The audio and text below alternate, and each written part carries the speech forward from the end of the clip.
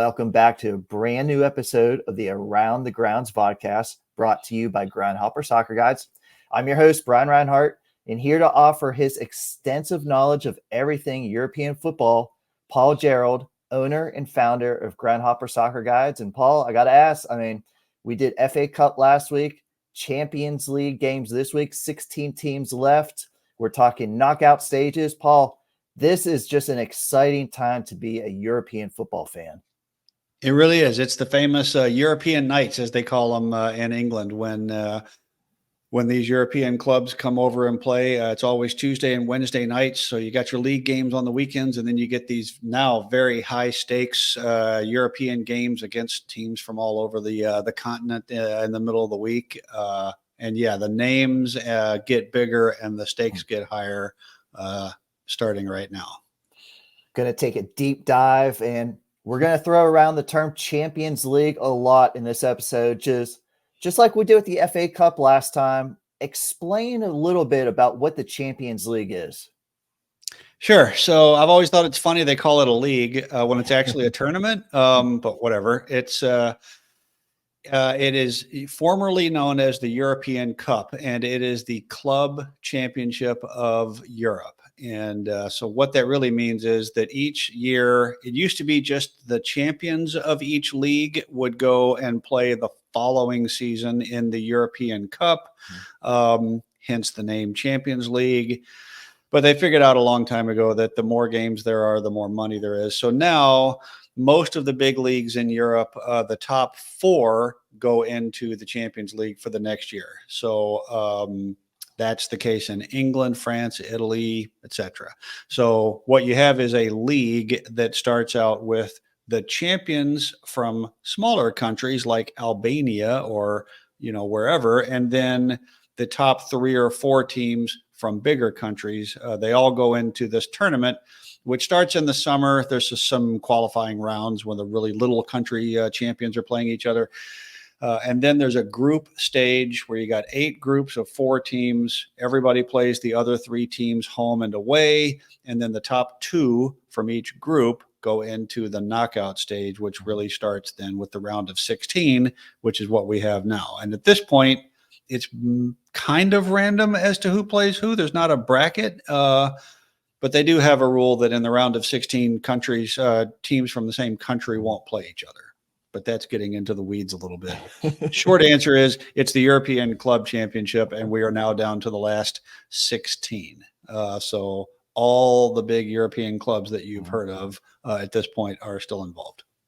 So obviously, we've got to that knockout stage, and you said 16 teams left. 8 domestic leagues are still represented. I think I saw, Spain's La Liga leads with 4, and then there's 3 apiece from Italy, Serie A, and German's Bundesliga.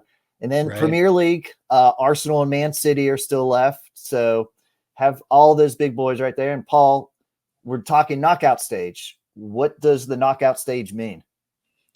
Knockout stage means it's elimination. So in the group stage, even if you don't score a goal, you still get to play 6 games. And then you finish last and you go out of it. By the way, the third place team in those 4 team groups drops down to the Europa League. And that's where things get confusing. But anyway, so the knockout stage is 2 games, 1 at each ground, and total goals wins. And so that's really it. So the draw was just made in mid-December, right after the group stage was finished. And now we have the round of 16 games in February and March. So everybody will play. There's 2 midweeks, Tuesday, Wednesday, 2 weeks in February. Everybody will play their first game, and then they all switch stadiums and play their second game in March. And then that leaves you with 8 teams, and then they'll have a draw for the quarterfinals and do the same thing again in March and April. And then April and May, late April, early May, they'll do it again with the semifinals, again, 1 game at each stadium. And then that all leads to the final, which this year is early June at Wembley Stadium in London. It moves around every year, and that's just 1 game. And we're talking, obviously, we got to pay some bills around here. Groundhopper Soccer Guides, they want to get you guys to the grounds. And Paul, you guys had to be really excited when you saw these draws. I mean, 16 clubs left. I think there's about as many as 10 that you guys sell tickets to. So you guys had to really enjoying this time of year right now, trying to get some people over to these games. Yeah, I mean, what we really are all about is going to games. Like I have no opinion or preferences on who wins this thing, although Napoli would be pretty amazing. But no, what we are about is going to the game. So yeah, there's about 10 clubs that we sell tickets to. I've personally been to a game at all those places. And so, uh, for us, it's exciting because obviously the stakes are high, the names are big. These are glamorous, exciting nights. But it also, in terms of traveling to see games in person, if you're talking about a Tuesday night and a Wednesday night, and let's just say, and we'll get into it here, but let's just say that there's a Tuesday night and a Wednesday night, and they're both in Italy, and the weekend before and the weekend after, the Italian regular league games are happening. So we're talking about you roll into Italy for a week in February or March, which is a good idea by itself. And now you're going to get to see 3 or 4 or 5 games, over the course of 2 weekends. It's a prime, we talk a lot about, you want to go to games, you want to go to more than one game. What's the best time to go? It's always about midweek games, and there's no better midweek games than European knockout games. I've been on a call with you 2 days in a row, and you've mentioned this Italy thought in your head. We're going to get to that. We're going to get specifics. But so over at Groundhopper Soccer Guides, we can go over some of these teams you guys sell right now for the Champions League. In the Premier League, of course, you got Arsenal and Man City. You guys are with them. Over in Spain, Barcelona, Real Madrid, Atletico, and over in Germany, Dortmund, Bayern Munich. Over in France, PSG, and as you mentioned, Italy, Lazio, and Napoli. I mean, yeah, and you guys sold all these tickets.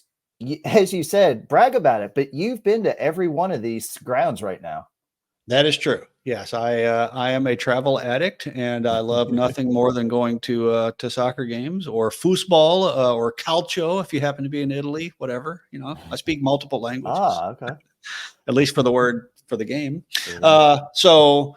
Yeah, and by the way, you forgot Inter Milan. So okay. And just briefly, I just also want to say that when we say we sell tickets, I don't mean like I know a guy that can get you tickets to Inter Milan. Like we deal strictly with resellers who have contracts with the clubs, and so they own a block of tickets, and we are registered agents with 4 of them, and we help them sell their stock of tickets. We're not like going to meet you on the street in Naples before the game and sneak you a couple of tickets and send you off.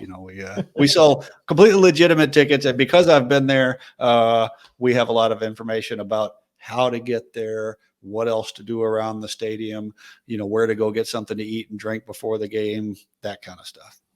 Absolutely. And I think when you post this on YouTube, you're going to put a lot of this information in the description so people can see. You guys have written many blogs on your website about all that. So I'm going to put you on the spot. I think I know what your answer is going to be.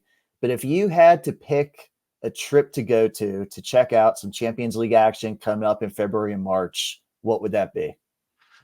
I would land in Rome on about the 13th of February. And on the night of the 14th, I would watch Lazio play Bayern Munich at the Olympic Stadium in Rome.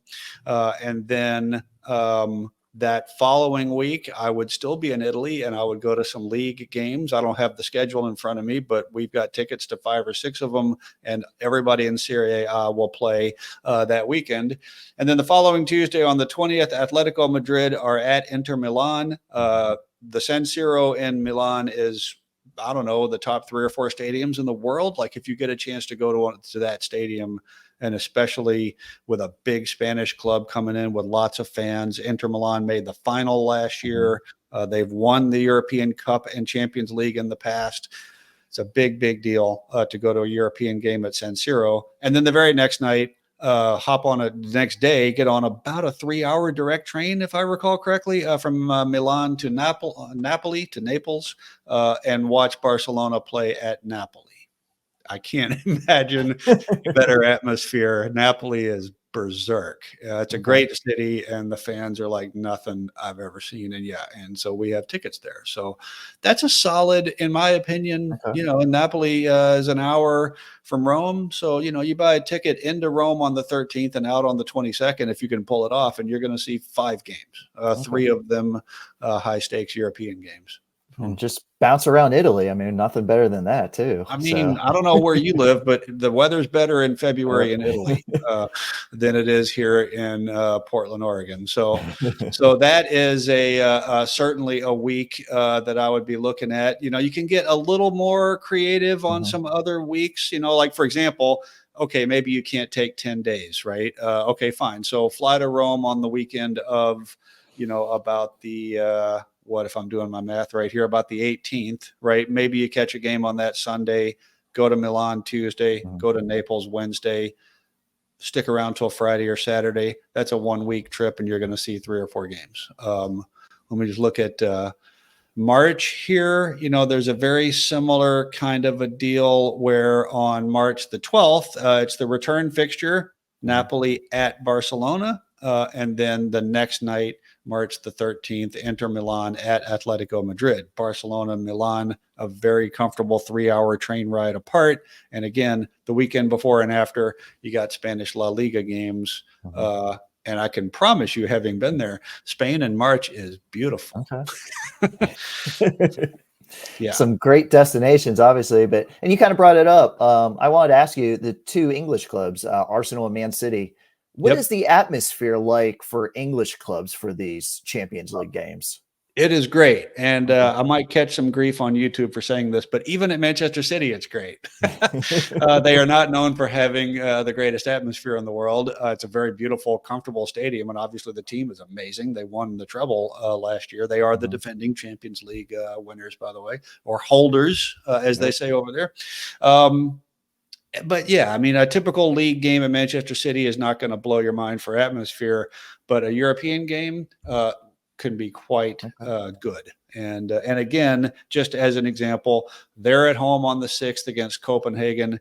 Then that next week, there will be Premier League games, championship, the whole thing. And then the following week, Arsenal is going to be at home on Tuesday night against Porto. So there's another chunk of time. Go into England for a week, and you can see City and Arsenal on European games and a Premier League weekend in between. Well, we just went over the knockout stage information. I think the best part, the upcoming Champions League action, the final in June, Wembley Stadium. First time since 2013. Paul, I know you've been to Wembley. You've experienced it. Would a Champions League final be something on your bucket list? 100%. Yeah. Okay. I forget. I mean, it's a 90,000 seat stadium, and I believe each club is going to get 20 or 25,000 tickets. I think that's how it works. And the rest of them go to, sponsors and people like us. For example, the resellers who have contracts with Wembley Stadium. And again, a couple of our partners have contracts there. So I've not been to a Champions League final or anything that spectacular at Wembley Stadium, but I've been to an FA Cup semifinal. I've seen England play a couple of international games there.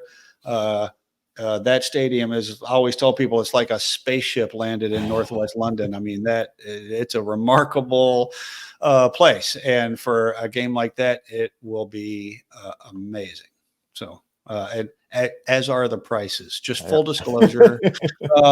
Last year, I think it was in Istanbul, and there's sort of 3 tiers of prices for this thing. You don't really know exactly where your seats are going to be. It's like you're going to be on the side, in the corner, or behind the goal. That's kind of the options. And last year, those were, I don't know, $3,000 to $5,000, and this year they're about twice that at Wembley.